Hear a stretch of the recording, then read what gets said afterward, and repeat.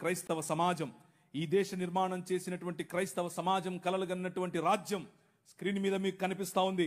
1807లో abolishment of the slavery act నీ రాజు తీసుకొచ్చాడు. జోగిని అనే వ్యవస్థను కూల్చడానికి నీ రాజు తీసుకొచ్చాడు. 1930లో ముత్తులక్ష్మిరెడ్డిని నిలబెట్టి మెడ్రాస్ లెజిస్లేటివ్ కౌన్సిల్లో ఈ దేవదాసి వ్యవస్థను నాశనం చేయటానికి దాన్ని తీసి పారేయండి అని పిల్లు పెట్టింది. నీ రాజు పంపగా వచ్చిన వ్యక్తులు ఆంధ్ర జోగిని యాక్ట్ మనం తీసుకొచ్చాం. ఇంగ్లీష్ ఎడ్యుకేషన్ ఫర్ ఎవ్రీబడి, ప్రతి ఒక్కరికి 1835 మనం తీసుకొచ్చాం.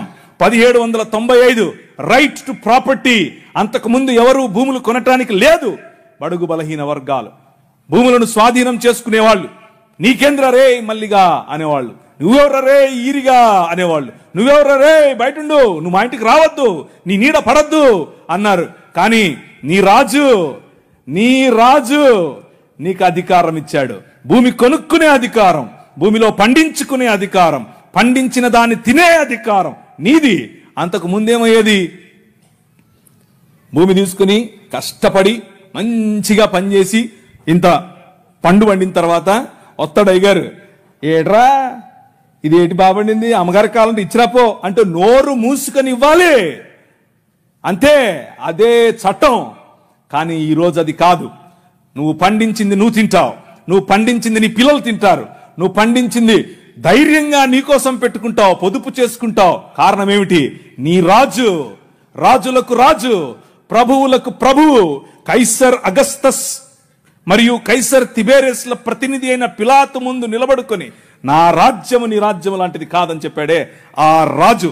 Right to property, right to education, abolishing killing children, చిన్న పిల్లలను కొనుక్కొని వెళ్ళేవాళ్ళు. రాజమండ్రి ఆయన ఒకసారి రాశారు, ఈ దాన్ని ఏమంటారు, కాటన్ గారు ఆయనకు రాసినటువంటి కాటన్ గారి గురించి రాసినటువంటి ఒక పుస్తకంలో ఇలా రాసిందట.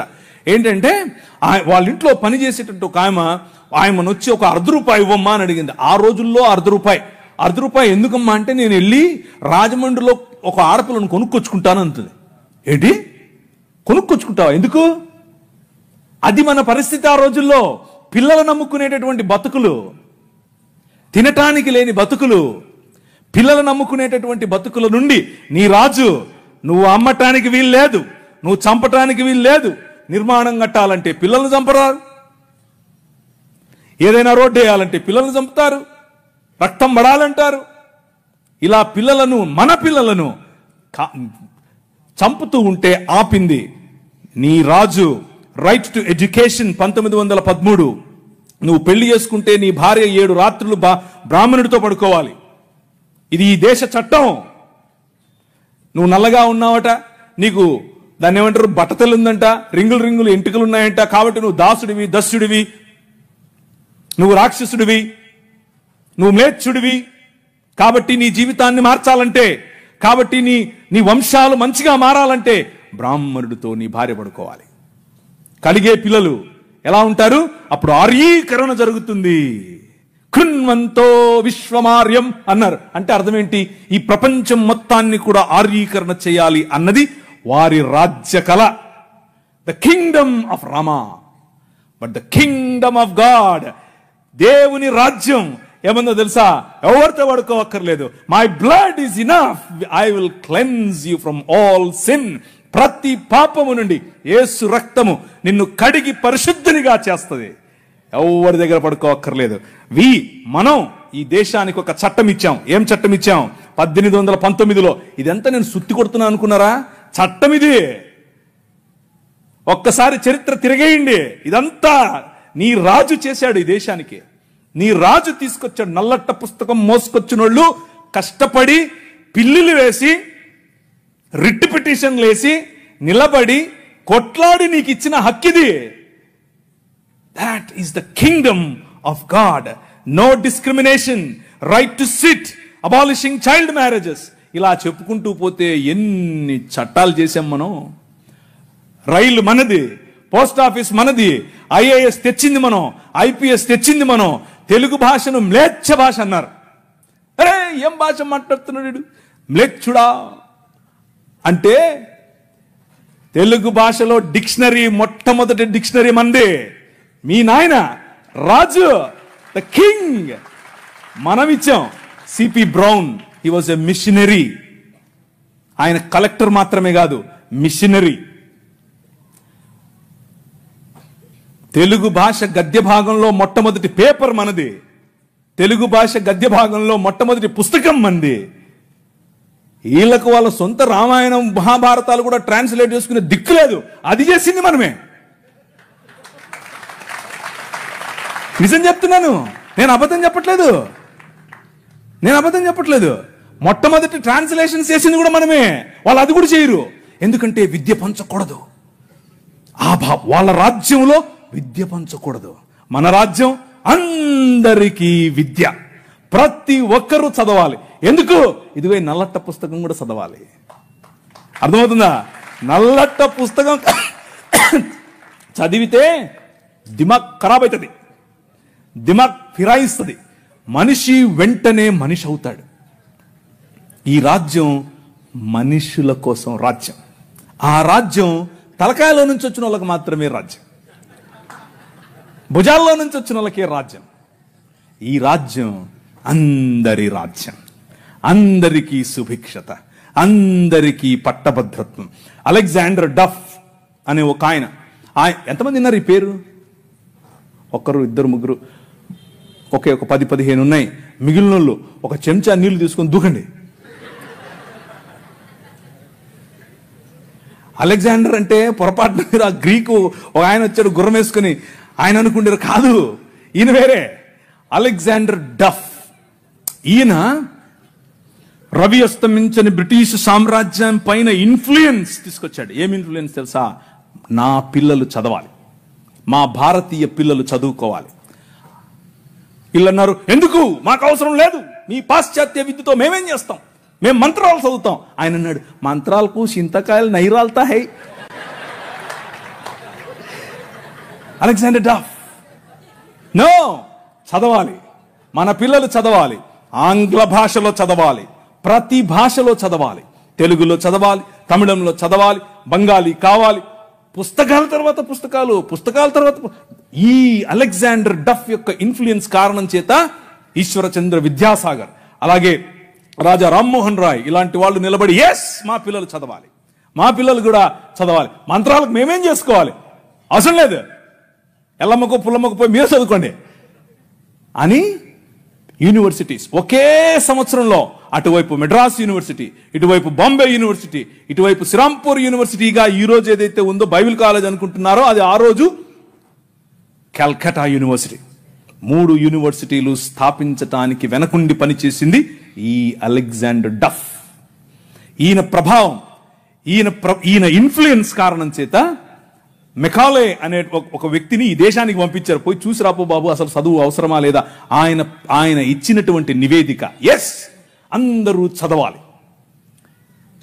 ఇంతమంది కూర్చొని ఉన్నారు, బైబిల్ సంకలో పెట్టుకుని ఓ వెళ్ళిపోతున్నారు, బాగుంది. కానీ ఏడి ఒక్క అలెగ్జాండర్ డఫ్? మీ ఊరు ఎమ్మెల్యేని ఇన్ఫ్లుయెన్స్ చేసే దమ్ముందా నీ దగ్గర? మీ ఊరు ఎంపీ దగ్గర నిలబడుకొని మాకు ఇది కావాలి అని అడిగే దమ్ముందా నీ దగ్గర? అలెగ్జాండర్ డఫ్ నీ కోసం కొన్ని 100 సంవత్సరాల క్రితం నీ పిల్లల కోసం ఆలోచించాడు. ఎలా కట్టాం ఈ దేశాన్ని తెలుసా? దూరదృష్టి, దూరంచే యుద్ధవాసనను పసిగట్టడం. యోబు గ్రంథంలో రాసినట్టు, గుర్రమును చూచితివా, అది వాడి రౌతును తిరస్కరిస్తుంది, తలతలలాడు ఈటెలను మెలమెలలాడు ఆ బల్లెములను చూసినప్పుడు రా రా అని ఉద్దండ కోపముతో మిడతల వలె గంతులేసి ముందుకెళ్తుంది. యుద్ధం అంటే దానికి అంత ఇష్టం. ఏది, ఎక్కడున్నారు అలెగ్జాండర్ డఫ్లు? రైజ్ అప్, ఇంతవరకు పాట పాడారు. లే నిలబడు, లే నిలబడు. ఎప్పుడు నిలబడతావు ఇంక నువ్వు? నీ చరిత్ర. డాక్టర్ బాబాసాహెబ్ భీమ్రావ్ అంబేద్కర్ గారి మాట అన్నారు. ఆయన కూడా ఒక చోట నేర్చుకుందే, మనమే నేర్పాం. The king of this world నేర్పాడు. ఏమన్నారు తెలుసా? చరిత్ర, నీ చరిత్ర తెలుసుకోకపోతే నువ్వు చరిత్రలో లేకుండా పోతావు. ఇది నీ చరిత్ర. ఇది నువ్వు ఈ దేశానికి, ఈ దేశ నిర్మాణంలో నువ్వు సాధించినటువంటి చరిత్ర. దారా యాక్ట్ 1879. దారా అంటే డెక్కన్ అగ్రికల్చరల్ రిఫార్మ్స్ యాక్ట్, దాని పేరు. ఆ రోజుల్లో స్వరాజ్యం లోకమానుడు ఉన్నాడు కదా ఆయన అన్నాడు, ఏమన్నాడు, ఆయన ఎందుకు అంతటానికి, ఎవరికి? పేదలు, బడుగు, బలహీన వర్గాలు వెళ్ళి దాన్ని ఏమంటారు, దున్నుకుంటామయ్యా అంటే, సరే దా. అదేదో ఆ రోజుల్లో సినిమా వచ్చింది, సబ్బు పౌడరు చూపించి వాళ్ళ దగ్గర భూములు తీసుకునేవాడు. ఆ టైప్ ఇడు. అలా చేస్తూ ఉంటే క్రైస్తవ మిషనరీలు అప్పుడున్నటువంటి డెక్కన్ ప్రాంతానికి రాజు అయినటువంటి హైదరాబాద్ హయాంలో వాళ్ళ దగ్గరికి వెళ్ళి ఇన్ఫ్లుయెన్స్ చేసి, నో అలా కాదు, అలా ఉండడానికి వీల్లేదు, దే ఆర్ పెసెంట్స్, వాళ్ళకి అంతంత వడ్డీకి రుణాలు ఇస్తే వాళ్ళు ఎట్లా కడతారు, వాళ్ళు ఎలాగూ కట్టలేరు, కాబట్టి డబ్బులేమో ఇచ్చేసి వాళ్ళు కట్టలేని పక్షంలో వాళ్ళ భూములు తీసుకోవటం ఏంటిది? This is not righteousness, this is not right, అది న్యాయం కాదు. ఆయన భుజముల మీద రాజ్యభారముండును. ఆయన భుజములు ఎక్కడ? ఫ్రిడ్జ్లో పెట్టొచ్చుంటాడా? నువ్వే. దిస్ ఈజ్ హిస్ బాడీ, ఇది ఆయన శరీరం, ఆయన భుజములు ఇక్కడే ఉన్నాయి. ఆ రోజు వాళ్ళు గుర్తించారు, అది నా బాధ్యత అని గుర్తించి వాళ్ళకి 25 పైసల కంటే ఎక్కువ వడ్డీకి రుణం ఇవ్వటానికి వీల్లేదు అని యాక్ట్ చేశారు. ఈ రోజు కూడా అది అలాగే అమల్లో ఉంది. దాట్ ఈజ్ యువర్ కింగ్, నీ రాజు అది. ఈ దేశాన్ని అలా నిర్మించాడు. శామ్ అగింబాటమ్ అనే ఒక ఆయన గ్రీన్ రెవల్యూషన్ ఈ దేశానికి తీసుకొచ్చాడు.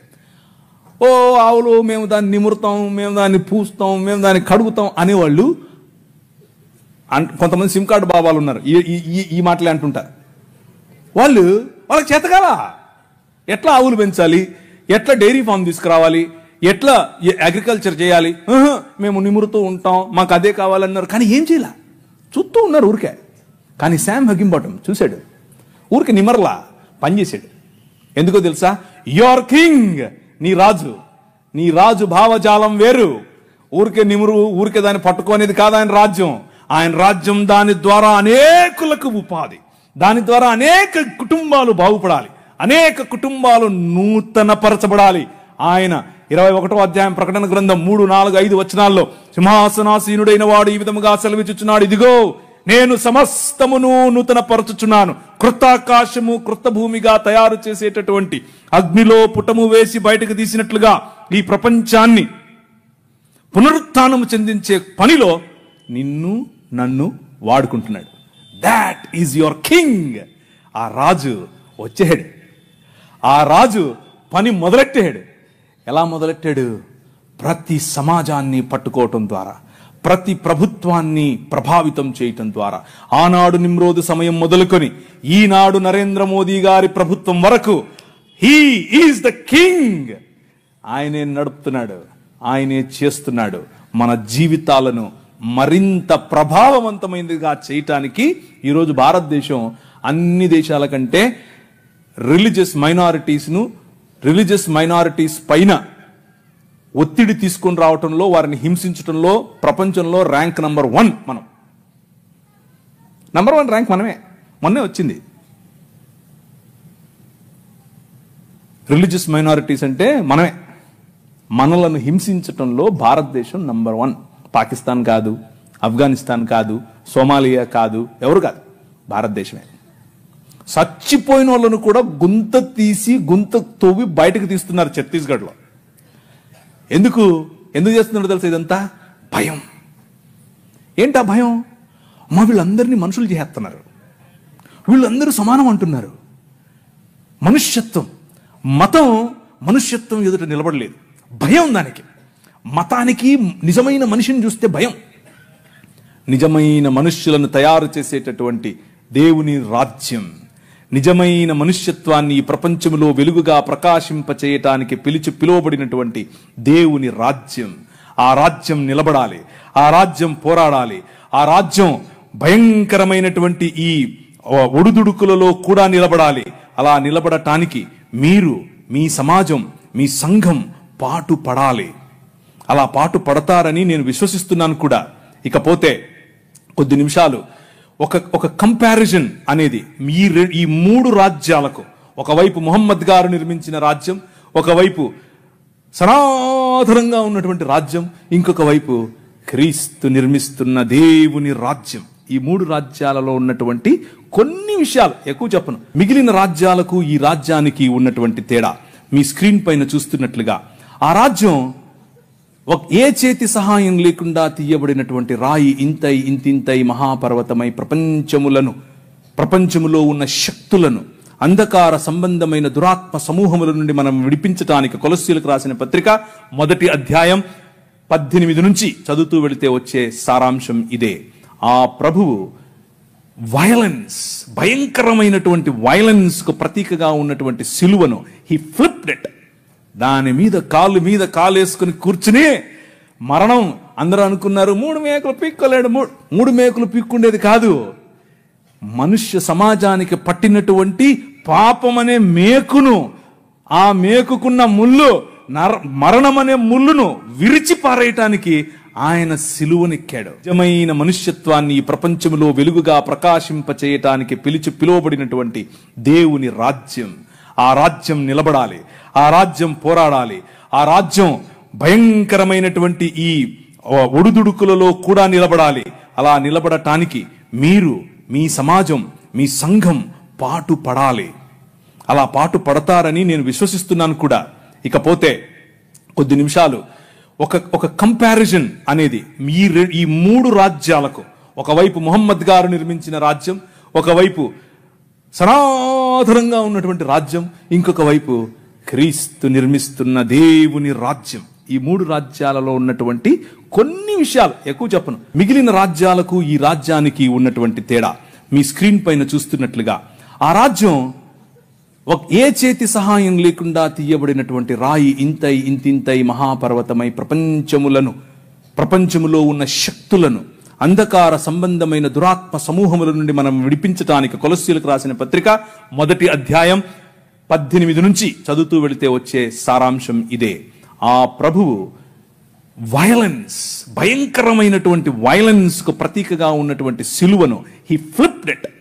దాని మీద కాలేసుకుని కూర్చుని మరణం, అందరూ అనుకున్నారు 3 మేకులు పీక్కోలేడు.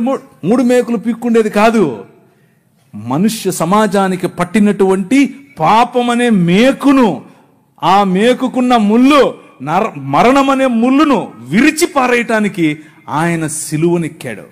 సిలువనెక్కి ప్రపంచాన్ని మార్చటానికి, ప్రపంచములో దేవుని రాజ్య సువార్త ప్రకటించటానికి, ప్రపంచములో the presence of his countenance, దేవుని సన్నిధి మన మధ్యకు తీసుకుని రావటానికి, ఇమ్మానుయేల్ అనేటటువంటి ఎక్స్పీరియన్స్ మనకి ఇవ్వటానికి, ఆయనే స్వయంగా పగటిలో మేఘస్తంభముగా, రాత్రిలో అగ్నిస్తంభముగా, నీళ్ళిచ్చు బండగా, ఎలా అయితే ప్రపంచములో ప్రతి సమయములోనూ తన ప్రమేయాన్ని మనుష్యుల మధ్యలో చూపిస్తూ వచ్చాడో, పురాతన కాలము మొదలుకొని శాశ్వత కాలము, ఇప్పుడు భారతదేశంలో, ఇప్పుడు మిగిలిన దేశాల్లో, ఇప్పుడు అమెరికాస్, ఇప్పుడు ద హోల్ వరల్డ్ లో తన ప్రమేయాన్ని చూపిస్తున్నాడు. ఆయన ప్రెజెన్స్, ఆయన ఆలోచనలు చూపిస్తూ ఉన్నటువంటి ఈ దేవుడు మనకివ్వబడినటువంటి పిలుపు ఏమిటి అనంటే ద కాల్ ఆఫ్ అస్. మనకివ్వబడినటువంటి పిలుపు ఏమిటి అనంటే యాక్ట్.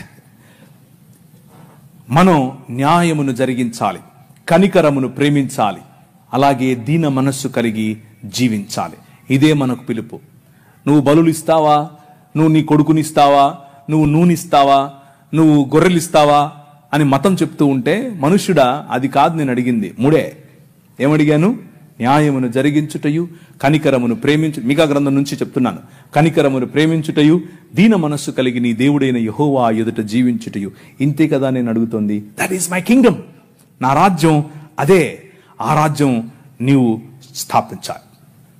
ఆ రాజ్య స్థాపనలో నువ్వు నేను కలిసి పనిచేయాలి. ఈ రాజ్యంలో చిన్నపిల్లలు, ఆడపిల్లల పట్ల మన వైఖరి ఏమిటి అనంటే, ప్రభు అన్నాడు, నీ కను దృష్టి తప్పుగా ఒక స్త్రీ మీద పడితే కూడా నువ్వు పాపం చేసినట్లే అని అన్నాడు. కానీ ఈ రాజ్యం ముహమ్మద్ గారు నిర్మించినటువంటి రాజ్యం, ఆ రాజ్యంలో స్క్రీన్ మీద మీకు కనిపిస్తున్నట్లుగా 9 ఏళ్ల బాలికతో 6 ఏళ్ల వయసులో ఆమెను పెళ్లి చేసుకుని 9 ఏళ్ల వయసులో ఆమెతో శయనించినటువంటి రాజ్యం. అలాంటి రాజ్య నిర్మాణం ముహమ్మద్ గారు చేశారు. అది ఎక్కడుంది? సహీహ్ బుఖారీ వాల్యూమ్ నెంబర్ 7 హదీస్ సంఖ్య 51, 58. 4 పెళ్లి చేసుకో నువ్వు చాలే అని అల్లా చెప్పాడంట ఆయనకి.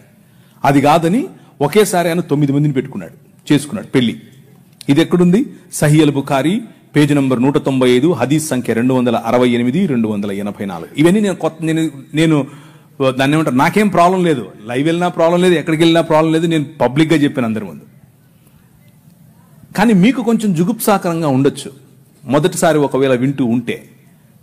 కానీ ఎందుకు ఇది చెప్తున్నాను అనంటే, నీ రాజును తెలుపు అని తెలియాలంటే పక్కన నలుపు ఉండాలి. అర్థమవుతుందా? మీకు మీ రాజు విలువ తెలియట్లా, ఇంకా మీ రాజు కట్టే రాజ్యం విలువ తెలియట్లా. ఇది చూస్తే తెలుస్తుంది. ఒకరోజు తను పెంచుకున్న కుమారుడి భార్య ఆవిడ బట్టలు మార్చుకుంటోంది. అల్లా గారు ఒక గాలి పంపారట.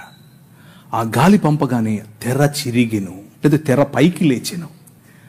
తెర పైకి లేస్తే నువ్వు నేనేం చేస్తాం? కళ్ళు మూసుకొని పక్క వస్తాం. అలా రావాలి. మన ప్రభు అది నేర్పాడు. ఆయన అన్నాడు, అస్తగ్ఫిరుల్లాహ్, దేవుడు ఎంత అందం సృష్టించాడు అని చెప్పి బయటికి వెళ్ళి వెళ్ళిపోతున్నాడు. ఈమె పాపం ఉదరాభద్ర మా మామగారు వెళ్ళిపోతున్నారని చెప్పి మంచిగా బట్టలు వేసుకుని వెళ్తూ వాళ్ళ కొడుకు వచ్చాడు. ఏమైంది? మా నాన్న వెళ్ళిపోతున్నాడు. ఏమైంది? ఏమో నాకు తెలియదు, అడుగు. ఆయన వెళ్ళి, నాన్నగారు ఏమైంది అని అంటే, ఏం లేదురా, నీ భార్య బాగుంది, నువ్వు వదిలేసి నేను చేసుకుంటా అన్నాడు.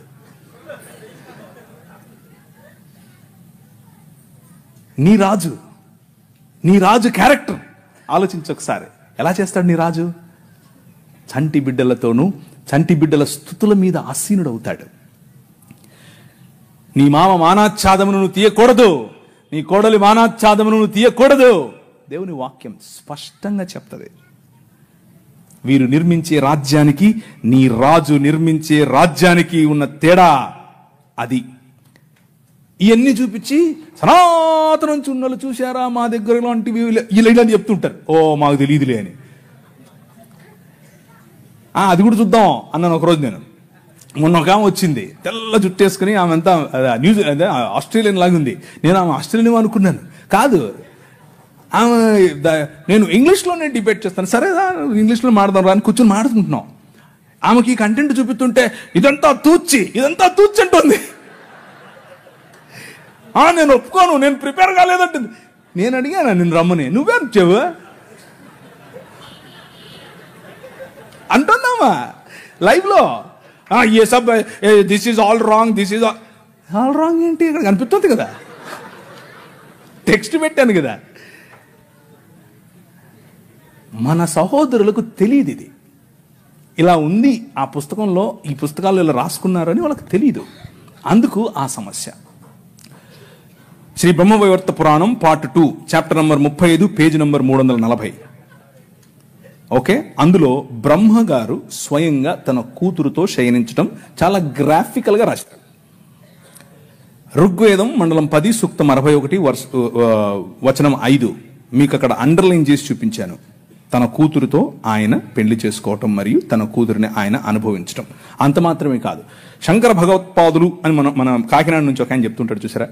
ఆ శంకర భగవత్పాదులు అంటే ఇంకెవరో కాదు, ఆది శంకరాచార్యుడు నేను చూపించినటువంటి ఋగ్వేదం 10వ మండలానికి ఆయన వ్యాఖ్యానం రాశాడు. ఆ వ్యాఖ్యానం అక్కడ ఉంది. ఏమనుంది అని అంటే, ఈ ఉపనిషత్తుల్లో ఉన్నటువంటి మాట ఇంకేదో కాదు, విరాజ్ అయినటువంటి మను అనగా బ్రహ్మగారు తన కూతురుతో నిజంగానే శయనించాడని రాశాడు.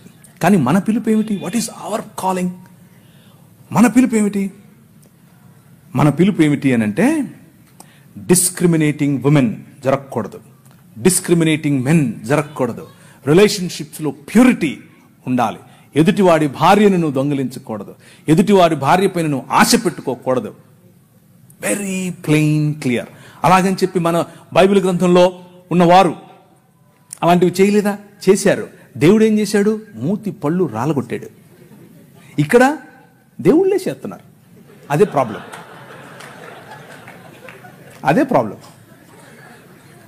అదే ఆయన నిర్మించే రాజ్యంలో అగ్ని చేత పుటము వేయబడి తీసినటువంటి మానవ సమాజం, మేలిమి బంగారము లాంటి మానవ సమాజం, నిజముగా ఆయన చిత్తానికి లోబడే మానవ సమాజం, ప్యూర్గా ఉండే మానవ సమాజం.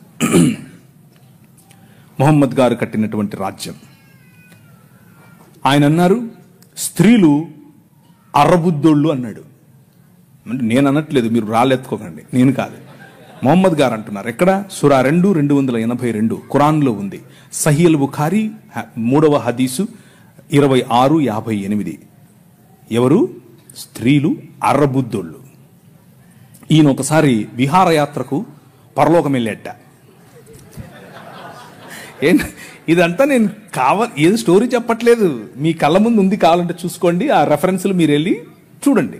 ఓకే, ఈయన విహారయాత్రకు వెళ్ళి పైన ఆయన అల్లాహ్ గారితో మాట్లాడి, అల్లాహ్ గారితో సంభాషణ చిట్చాట్ అయిపోయిన తర్వాత ఎన్నికొస్తున్నాడు. ఎన్నికొస్తే ఆ పక్కన నరకం ఉందట. ఆయన తొంగి చూశాడు, ఇట్లా ఏముందో నరకంలో చూద్దాం. చూస్తే అందులో ఎక్కువ మంది స్త్రీలు ఉన్నారట. ఆయన పోతే పోయాడు, అల్లాతో మాట్లాడితే మాట్లాడాడు, పోతే తొంగి చూశాడు. ఆయనకు స్త్రీలు కనపడటం ఏంటి? ఆయన ఉద్దేశం ఏంటంటే స్త్రీలు నరకపాత్రులు.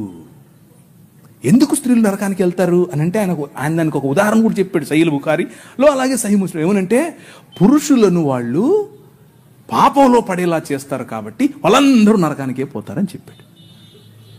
ఇది వారు నిర్మించే రాజ్యం. మన రాజ్యం, నీ ప్రభు, నీ రాజు, నీ రాజు కట్టే రాజ్యం ఏమిటి?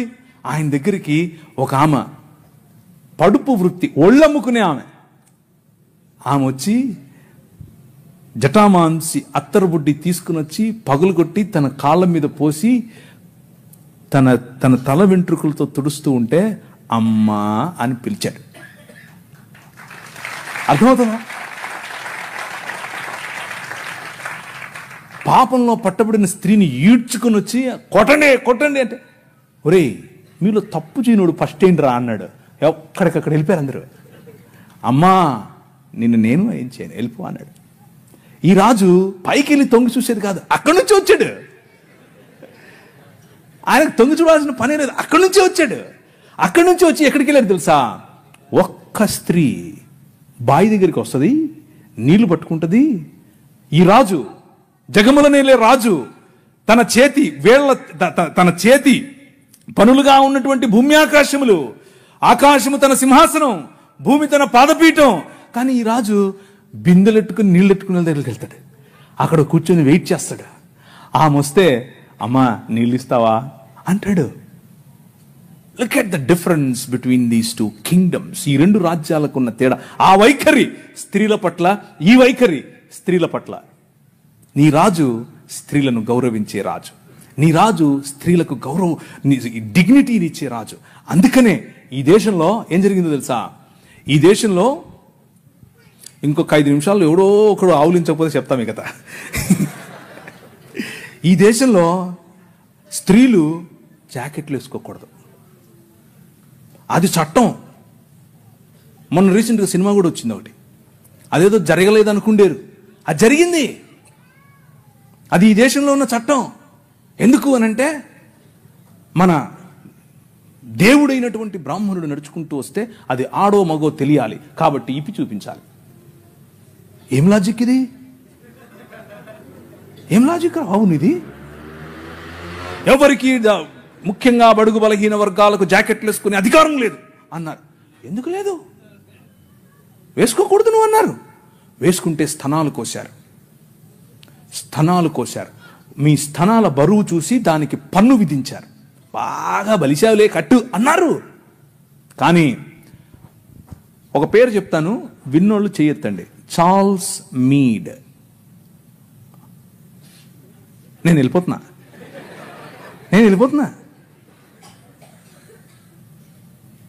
మీరందరూ జాకెట్లు వేసుకోవడానికి కారణం ఆయనే. నేను అబద్ధం చెప్పట్లేదు, నిజం చెప్తున్నాను. చట్టం చేశాడు. అక్కడ లండన్ హౌస్ ఆఫ్ కామన్స్లోకి వెళ్ళి కొట్లాడాడు, నా భారతీయ స్త్రీలకు గౌరవం కావాలి. తెల్లోడే బయట నుంచి వచ్చాడు. అందుకనే వాళ్ళను గర్వంగా మా తల్లిదండ్రులు అనేది, నేను ఊరికి అన్ను గర్వంగా అనేది. ఎందుకు తెలుసా? మీరు బట్టలు వేసుకోకుండా మమ్మల్ని అనగదొరికితే వాళ్ళు మాకు జాకెట్లు పంచారు. మీరు అన్నం పెట్టండి అయ్యా అనంటే ప్యాడ్ ఇచ్చారు, చచ్చిపోయిన గొడ్డిచ్చారు. వాళ్ళు పనికి భృతి ఇచ్చారు భారతదేశాన్ని నిర్మించటానికి. Charles Mead, church mission society and London mission society, వీరిద్దరి తరఫున కేరళ ప్రాంతంలో నిలబడి ఆయన ఇల్లు, ఆయన బంగ్లాను అలా కాల్చేశారు, 3 సార్లు. అయినా కానీ వెనక్కి తగ్గేదిలా. స్త్రీలకు జాకెట్లు. వారిని చూసి నాడార్ సమాజంలో ఉన్న స్త్రీలందరూ జాకెట్లు వేసుకోవడం మొదలు పెడితే, అమ్మా నీకు అంత కొవ్వటే అని పట్టుకుని రోడ్లో వాళ్ళ స్థనాలు కోసి ఊరేగించారు. అయినా కానీ ఆయన అన్నాడు, దేవుని రాజ్యం, దేవుని శక్తి మీ మీద ఉంది, భయపడద్దు, మళ్ళీ కుట్టిస్తానన్నాడు. మళ్ళీ వాళ్ళకి జాకెట్లు వేసాడు. వాళ్ళని చూసి ఈడవ సమాజం వాళ్ళు జాకెట్లు వేసుకోవడం మొదలు పెట్టారు. కేరళ మొత్తంలో విప్లవం. ఏం విప్లవం?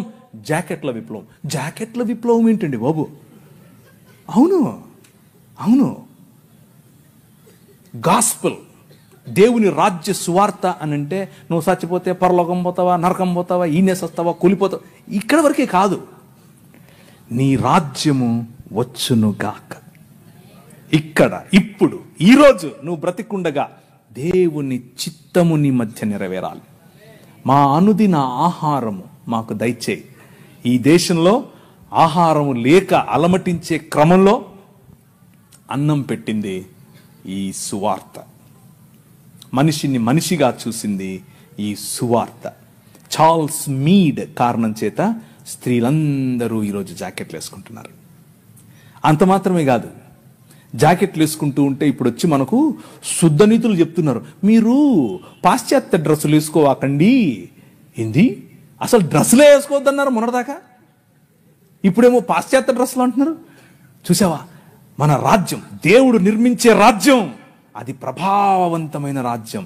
శత్రువును కూడా తన భావజాలంలోనికి మర్చుకోగల రాజ్యం. ఒక ఆయన టీవీలో మాడుతూ ఉంటే ఒక ఆయన అన్నాడు, ప్రవీణ్ గారు మీరు మీరు మీరు మత మార్పిడి చేస్తారు. మేము ఎక్కడ మత మార్పిడి చేసామండి బాబు? ఏంటి ఏం లేదండి మీరు అవునా, నీకు ఇట్లా కాదులే, ఇంకొక రకంగా చెప్తా అని చెప్పి, సరే మీ పేరేంటి అంటే చెప్పాడు. ఆయన ఆబ్వియస్గా బ్రాహ్మణుడు, క్షత్రియుడు, వైశ్యుడు కాదు. అంటే ఎవరు? మీరు అర్థం చేసుకోండి, శూద్రుడో ఇంకెవరో ఉంటాడు. మీరు స్కూల్కి వెళ్ళారా అని అడిగాను. మీ అమ్మగారు ఏం చేస్తారు అని అడిగాను.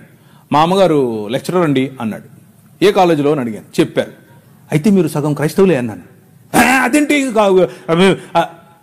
అంటే మీ సనాతనంలో మీరు చదువుకోకూడదండి, మీరు కాలేజీకి పోకూడదు, మీ స్త్రీలు అసలు చదువుకోకూడదు, వాళ్ళు చదువు చెప్పడం ఏంటి? చూసారా మా భావజాలంలోకి వచ్చేసారు అన్నాను. అయ్యో నవ్వుతున్నాడు. అయ్యో మీరు ఎట్టి ఏది చెప్పినా నువ్వు సగం క్రైస్తవుడు అన్నాను. ఆయనకు మైండ్ బ్లాక్. ఏంటండి చెప్పాను. చూసారా? దేవుని రాజ్యం ఆవగింజంతదే, కానీ అది పెరుగుతుంది, నీకు తెలియకుండానే పెరుగుతుంది, విస్తరిస్తుంది, మహావృక్షం అవుతుంది. మీ అమ్మగారికి చదువు చెప్తుంది. అర్థమైందా? ఎలా కట్టాం? నీ రాజు ఎలా కట్టాడు? స్త్రీలకు చదువు, వాళ్ళు రొట్టెలు ఎత్తాలి, వాళ్ళు అన్నం వండాలి అని మాట్లాడుకుంటూ ఉంటే, వాళ్ళు షెడ్యూల్ వేసుకోవచ్చా వేసుకోకూడదా అంటే మగవాళ్ళు, పురుషులు, మనము స్త్రీలను పురుషులను పక్క పక్కన కూర్చోబెట్టి 200 సంవత్సరాల క్రితమే చదువు చెప్పాం. That is the kingdom of god, దేవుని రాజ్యం. ఆ రాజ్య ప్రభావానికి తట్టుకోలేక, నిజమైన మనుష్యత్వాన్ని చూసి తట్టుకోలేక మతం గిలగిలగిల కొట్టేసుకుంటుంది. అదే జరుగుతుంది ఇప్పుడు. కానీ అలు పెరగకూడదు. మన విలువలు అలు పెరగకూడదు. నిలబడు అనే పాట మళ్ళీ మళ్ళీ పాడుకోండి. నిలబడాలి, దేవుని రాజ్యం కోసం నిలబడాలి, నీ రాజు కోసం నిలబడాలి, ఆ రాజు నీ ఊరికి రాజు, ఆ రాజు ఈ దేశానికి రాజు. ఇప్పుడు రాజు ఆయనే, తర్వాత రాజు ఆయనే. అప్పుడెప్పుడో వస్తాడు అనుకుంటారు, ఆయన మన మధ్య ఇక్కడ ఇప్పుడు ఉన్నాడు. ఒక రోజు తెర చినుగుతుంది,